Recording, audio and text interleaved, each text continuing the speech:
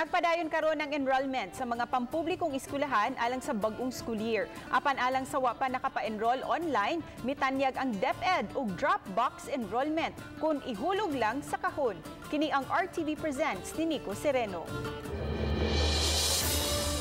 Sa ganghaan sa Cesar Cabahog Elementary School sa Barangay Luok, gipahimutang ang mga enrollment Dropbox. Gihimo ang Dropbox nga proseso aron maakomodar ang mga wala nakapa-enroll online. Giawhag ang mga ginikanan nga mukuha og porma dayon fill upan niini ang Learning Enrollment Survey Form. Papiliun sila unsay gusto alang sa ilang mga anak, online ba, modular o mogamit og mga module o baka blended approach o gamiton ang duha ka pamaagi. And most of the learners prefer modular instruction.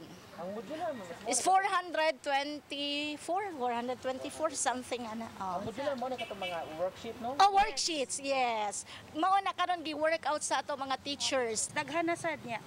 Usually ang mga parents nga kanang wala jay connection sa internet, kami jud mismo ang motawag. Sa miaging tuig, may kapin sa 1,003 ka mga estudyante sa maong eskwelahan.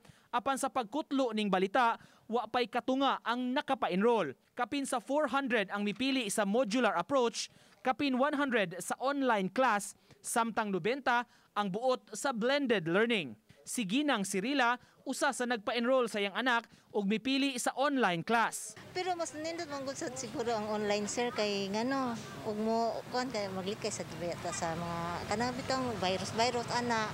Usa sa preparasyon sa umaabot nga school year ang paghimusab sa stakeholders ug brigada eskwela. Apan gihimong virtual o online ang proseso niini. Uban ni June Solon, Nico Sereno, Balitang Bisdak.